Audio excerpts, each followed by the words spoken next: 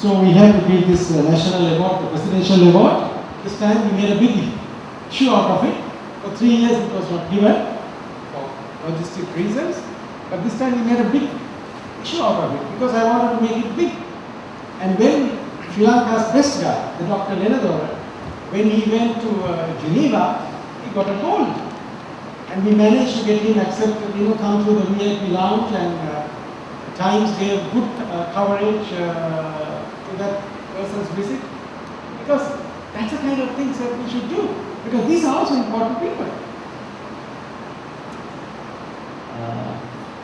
I'll just tell our key strategies. It's all on our website.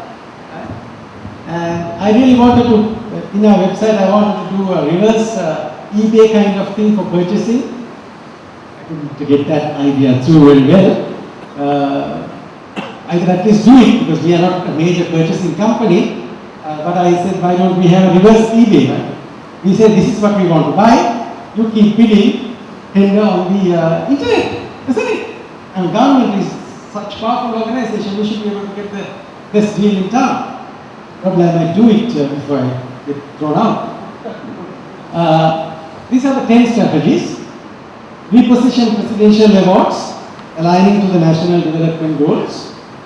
Sahasak Nimayu, we are planning to have an exhibition with 1,000 inventions. And that's the target. I might not get 1,000, it doesn't matter. I know that we are so much short. Rather than saying we have an exhibition with so many, so I will be the first to say our target was 1,000, we have got only 500. It doesn't matter. But I think there's potential for this to be an international event in Sri Lanka. And at this, we are asking people to come with 7 major categories, making disabled independent solutions for that, areas of food, energy, environment, human safety, import substitutions, and teaching improvement solutions. Then there are 22 subcategories based on international categorizations. The winners will be given each category. Dasis Award. Dasis is the name for Ravana. Is supposed to have 10 names because of the 10 elections. And he was promoted on the best inventors Sri Lanka would have had. So I don't believe that he was there. Right? If there was a guy who could invent a plane that early, so why not voting? Isn't it? It's okay. I'd say we are the first people to invent the plane. Now we don't have it. Third one is school level programs. Now earlier we were going into schools and doing it. So what we are trying to do is we are trying to do a reality program on ITN. We will be able to start it in September. So that we are giving groups of students from schools, give them a problem to come up with a solution and show how they're doing it. Then keep on talking to private sector and say please support inventors. And empower investors through knowledge and expertise. We have signed an MOU with SLIM, and SLIM ran a program on marketing aspect of it. And we are now coupling inventors with MBAs from BIM. Because these guys, the inventors need business management skills, so they can do real partnerships. And already about 4 or 5 projects are going on. Then a web strategy is a key enabler.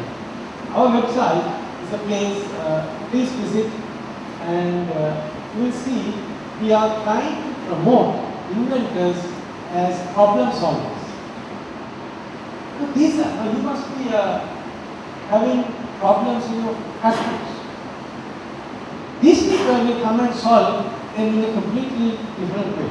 So we are trying to, we have given a portal where companies can say, I have a problem without disclosing the company. Depending on the category, let's say you have a problem with the gear, in the machine. So somebody who is in that field, we will inform immediately there's a company with a problem in a gearing, not gearing, financial system, temporary. And so he can respond and come and solve. So that's one way. Secondly, your companies can sponsor an inventor. as CSR. Put 100,000 rupees and let them experiment it. And you write it off if it doesn't work.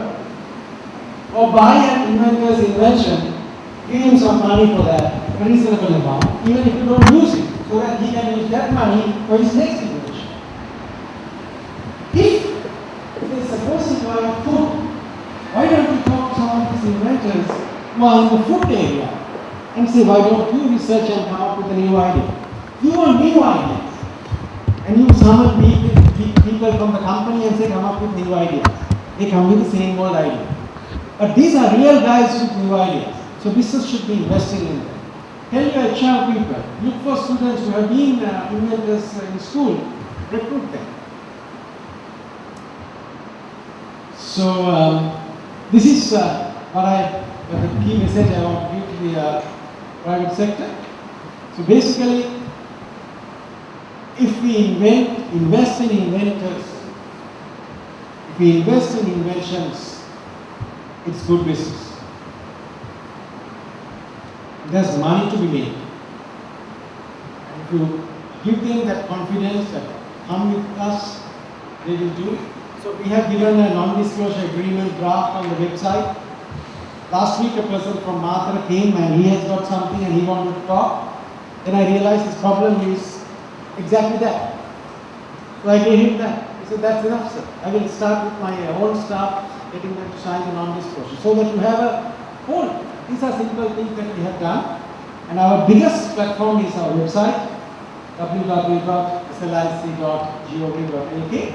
And if you have time, I can show you a little video clip. You have time? Right. Okay.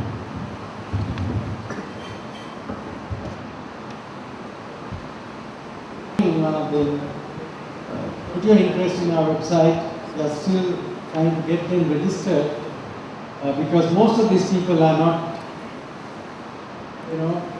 they don't have access to internet and things like that. They are not IT savvy yet. But at the student end, there are fascinating inventors. There was a chap who had invented a microscope using a mobile phone. With only 2.6 megapixels camera, using digital zooming, is getting 400 times of magnification. Now you just imagine, a school microscope costs about a couple of 100,000 rupees. This would not cost that much. And if that gets commercialized, every student will have a microscope. Now some of you remember how much time you waited till a microscope was free. And there's a girl in Visakha College, she invented a car that will not be driven unless you pass a test to prove that you are not drunk. You don't want to buy that. Well, at least you know that you are going to get caught. So she said, you have punch a few numbers, and if you can't do it at the predefined space of time, the computer says you are not fit to drive. Now, you know this, in toilets you have this system, you put this Harpic, that blue cube. Now, the problem is the first person goes in the morning, the whole thing is blue. Then the second person goes very close, it is light blue, and by the third person it's water.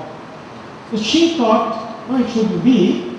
Why don't you have a system where it is being slow released on regular intervals? She won an international award.